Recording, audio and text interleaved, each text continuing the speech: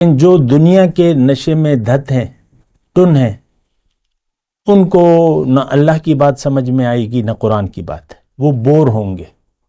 حضور صلی اللہ علیہ وسلم کی مجلس میں ایسے مسلمان صحابی موجود تھے، ظاہر صحابہ کا درجہ تھا، جس نے کلمہ پڑھ لیا اور حضور کی زندگی میں ان کی زیارت کر لی، وہ کیا ہے؟ صحابی۔ حضور کی باتیں سمجھ میں نہیں آتی تھی ان کی، قرآن میں لکھا ہوا ہے۔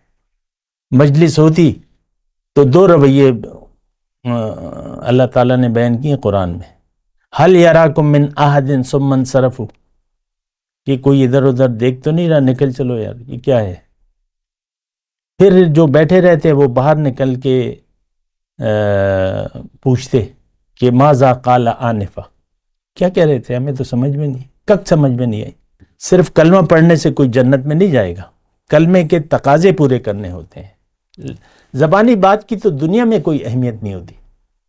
آپ 50 روپے کا سودا لیں دکان میں جا کے اور اس سے کہیں کہ ہاں میں نے سودا خرید لیا اور پیسے دے دیے، تو دے دے گا وہ 50 روپے کی چیز، آپ پیسے تو دیے نہیں۔ آپ یہاں تو مال و جان کو بیچنا ہے، اللہ کے حوالے کرنا ہے۔ تجاہدون فی سبیل اللہ باموالکم وانفسکم، ساری زندگی اللہ کے لیے گزارنی۔ اللہ اکبر، اللہ اکبر، اللہ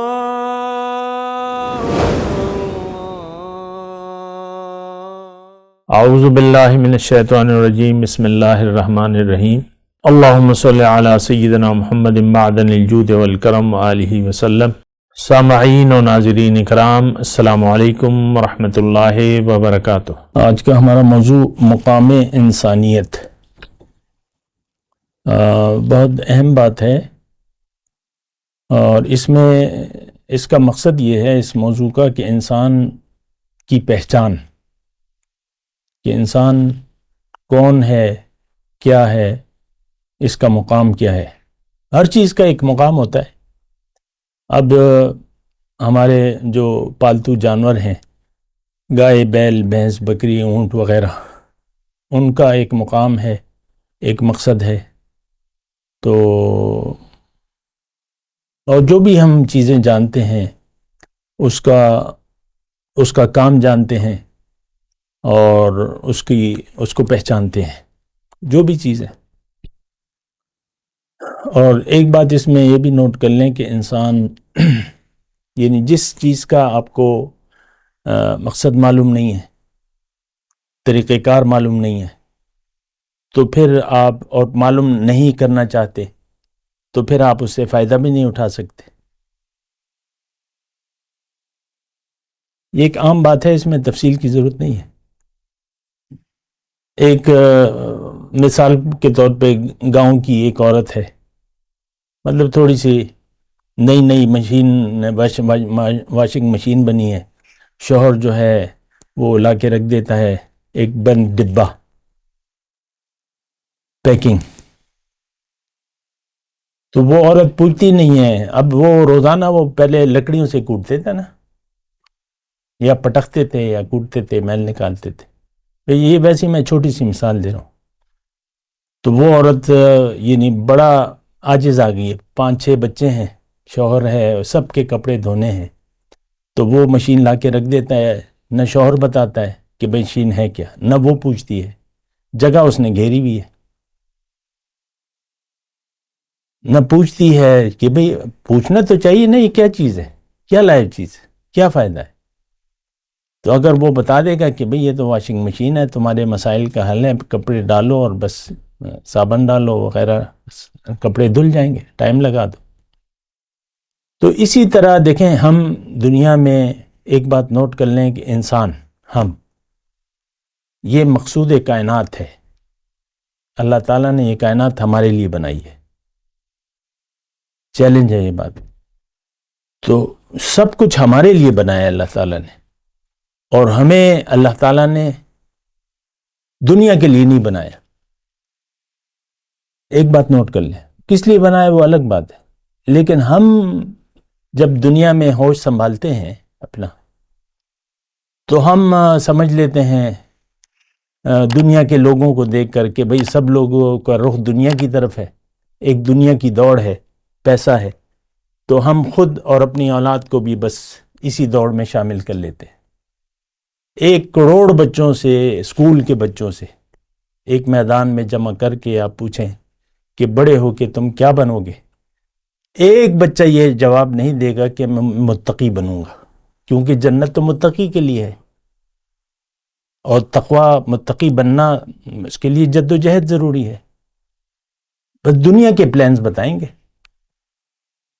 دنیا کی سوچیں۔ آج یہ باتیں جو ہیں میں جو آپ کو کر رہا ہوں، نہ بچے سمجھتے ہیں، نہ جوان سمجھتے ہیں، نہ بوڑھے سمجھتے ہیں۔ ہمارے فیس بک پہ ہزاروں فالوورز ہیں، کوئی بھی نہیں سمجھ رہا، رابطہ ہی نہیں ہے کہ بھئی مثال کوئی سوال نہیں ہے، بس فالوور ہیں، فالوور سے کیا بنتا ہے؟ فالو تو ہم نے کرنا ہے دین کو۔ تو خیر بہرحال مقام انسانیت کی میں بات کر رہا ہوں۔ انسان کو دیکھیں، بات میں کر رہا ہوں کہ انسان ہے کیا، اس کا مقام کیا ہے، کیوں پیدا ہوا ہے، اس کا فائدہ کیا ہے، یا جو بھی ہے مقصد کیا ہے۔ تو دیکھیں، ایک تو تفصیل کا وقت نہیں ہے، مختصر میں بتا رہا ہوں۔ کائنات اللہ تعالیٰ نے ہمارے لیے بنائی ہے، قرآن میں لکھا ہے سخر لکم ما فی السماوات والارض۔ ہمیں دنیا کے لیے نہیں بنایا، ہمیں اللہ تعالیٰ نے بنایا ہے آخرت کی کامیابی کے لیے، آخرت کی کامیابی کی جد و جہد کے لیے، کیونکہ یہاں سے ہم جب جائیں گے تو پھر اللہ تعالیٰ نے قرآن میں لکھ دیا ہے کہ فریق فی الجنت و فریق فی السعیر، ایک ٹولی جنت میں اور دوسری دوزخ میں جائے گی۔ پھر اللہ تعالیٰ نے یہ بھی فرمایا وَفِي الْآخِرَةِ عَذَابٌ شَدِيدٌ وَمَغْفِرَةٌ مِّنَ اللَّهِ، آخرت میں یا تو شدید عذاب ہوگا یا بخشش ہوگی۔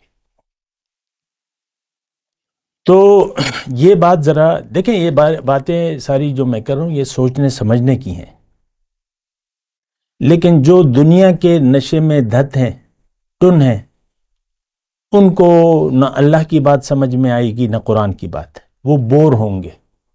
حضور صلی اللہ علیہ وسلم کی مجلس میں ایسے مسلمان صحابی موجود تھے، ظاہر صحابہ کا درجہ تھا، جس نے کلمہ پڑھ لیا اور حضور کی زندگی میں ان کی زیارت کر لی، وہ کیا ہے؟ صحابی ہے۔ حضور کی باتیں سمجھ میں نہیں آتی تھی ان کی، قرآن میں لکھا ہوا ہے۔ مجلس ہوتی تو 2 رویے اللہ تعالیٰ نے بیان کیے قرآن میں، حل یراکم من احد ثم انصرفوا، کہ کوئی ادھر ادھر دیکھ تو نہیں رہا، نکل چلو یار، یہ کیا ہے؟ پھر جو بیٹھے رہتے وہ باہر نکل کے پوچھتے کہ ماذا قال آنفا، کیا کہہ رہے تھے، ہمیں تو سمجھ میں نہیں، کک سمجھ میں نہیں آئی۔ تو بہرحال دیکھیں، مقام انسانیت کی بات کر رہا ہوں۔ اللہ تعالیٰ نے ہمیں، مختصر بات ہے، بڑا اچھا سوال ہے، اللہ تعالیٰ نے ہمیں دنیا کے لیے نہیں بنایا، اللہ تعالیٰ ہمیں اپنی ملاقات اور اپنے دیدار اور اپنے تقرب کے شرف سے نوازنا چاہتا ہے، یہ بہت بڑا انعام ہے۔ اللہ کو تو کوئی ضرورت نہیں ہے۔ فَأَحْبَبْتُ أَنْ أُعْرَفَ، میں ایک پوشیدہ خزانہ تھا، میں نے چاہا کہ میں پہچان لیا جاؤں، تو میں نے پھر انسان کو بنا دیا، یعنی انسان کا سلسلہ شروع کیا۔ اب یہ انسان کیا ہے؟ ارواح مقدسہ آتی ہیں، نورانی اللہ کی ایک روح آتی ہے، اور جس جسم اس کو دیا جاتا ہے، اس جسم میں چند روز گزار کے وہ چلی جاتی ہے، ٹھیک ہے؟ یہی سلسلہ ہے، لوگ آ رہے ہیں جا رہے ہیں۔ اس وقت نہ میرے باپ ہے، نہ میری ماں ہے وغیرہ، تو ہم سب چلے جائیں گے۔ دنیا میں رہنا نہیں ہے کسی نے، دنیا ایک اللہ تعالیٰ ایک مقام ہے، یہاں جنت برائے فروخت اللہ تعالیٰ نے لکھ دی ہے، بازار ہے ایک۔ جنت کا سودا نہ کیا، یہ بات نوٹ کر لیں، اس کے لیے جد و جہد اور محنت نہ کی، جاہدوا باموالکم وانفسکم، تو آپ جائیں گے دوزخ میں۔ صرف کلمہ پڑھنے سے کوئی جنت میں نہیں جائے گا، کلمے کے تقاضے پورے کرنے ہوتے ہیں۔ زبانی بات کی تو دنیا میں کوئی اہمیت نہیں ہوتی۔ آپ 50 روپے کا سودا لیں دکان میں جا کے، اور اس سے کہیں کہ ہاں میں نے سودا خرید لیا اور پیسے دے دیے، تو دے دے گا وہ 50 روپے کی چیز. اب پیسے تو دیے نہیں آپ. یہاں تو مال و جان کو بیچنا ہے, اللہ کے حوالے کرنا ہے. تجاہدون فی سبیل اللہ باموالکم وانفسکم, ساری زندگی اللہ کے لیے گزارنی ہے. اچھا دیکھیں, دوسری بات یہ ہے, مقصد تو میں نے بیان کر دیا کہ اللہ کے پاس ہم نے جانا ہے, ہم اللہ کے ہیں, اور اللہ کے پاس جانا ہے, ایک بلند مرتبہ پانا ہے, وہاں بلند مرتبہ پانا ہے. تو اس کے لیے یہاں پہ آپ کو اپنے اندر اہلیت پیدا کرنی ہوگی. اہلیت, یہاں دیکھیں اہلیت کے امتحان ہوتے ہیں, انٹری ٹیسٹ ہوتا ہے کالجوں میں, ہر جگہ ایک امتحان ہوتا ہے کہ نہیں ہوتا, ہر جگہ. چھوٹے بچے پلے گروپ میں آتے ہیں یا دوسری انٹری ٹیسٹ ہوتا ہے, یہ ہوتا ہے وہ ہوتا ہے باہر. تو یہاں پہ جنت برائے فروخت ہے. جنت جانے کی اہلیت آپ نے پیدا کرنی ہے. جنت کیا ہے؟ اللہ کی ملاقات, اللہ کا دیدار, اللہ کا تقرب, اس کی حقیقی یہ جگہ ہے. باقی تو جو ہے وہ تو ہے. تو اس کے لیے پھر اہلیت پیدا کرنی ہوتی ہے. اللہ کو دیکھنے کے لیے اس کی اہلیت ہونی چاہیے. اب وہ کیسے ہوگی؟ کہ جب اللہ کی صفات کو آپ اپنا لیں گے, صبغت اللہ, اللہ کے رنگ کو اپنے اوپر چڑھا لیں گے. مختصر میں بات کر رہا ہوں, وقت بھی کم ہے. تو اللہ کے رنگ کو آپ نے اپنے اوپر چڑھانا ہے, اللہ کے رنگ میں رنگنا ہے. تخلقوا باخلاق اللہ, تو اس کی پھر اپنی تفصیل ہے کیسے ہوگا. اللہ کا رنگ اپنے اوپر چڑھا لیں, اللہ کے رنگ میں رنگ جائیں, آپ میں اہلیت پیدا ہو جائے گی. اگر آپ اللہ کی صفات اپنا لیتے ہیں ایک مقرر یعنی جو لگا بندہ طریقہ ہے اس کے مطابق, اللہ کے رنگ میں اپنے آپ کو رنگ لیتے ہیں, تو آپ اس قابل ہو جاتے ہیں کہ اس جلوہ کی تاب لا سکیں روز قیامت. اگر آپ اپنے اندر یعنی اللہ کے رنگ میں رنگے گئے تو اب آپ اللہ کے خلیفہ بن گئے.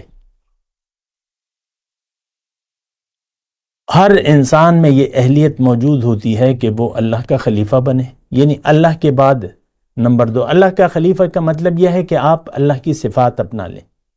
ایک بندہ مومن جب اللہ کی صفات اپناتا ہے تو اللہ تعالیٰ کیا کہتا ہے, حدیث ہے, حدیث قدسی ہے, کہ میں اس کی آنکھیں بن جاتا ہوں, مجھ سے دیکھتا ہے میں اس کے کان بن جاتا ہوں, مجھ سے سنتا ہے میں اس کے ہاتھ بن جاتا ہوں, مجھ سے پکڑتا ہے میں اس کے پاؤں بن جاتا ہوں. تو پھر آپ خدائی صفات کے مالک ہو جاتے ہیں, اللہ کا خلیفہ بن جاتے ہیں. وآخر دعوانا ان الحمدللہ رب العالمین. مولاي صل وسلم دائما ابدا على حبيبك خير الخلق كلهم.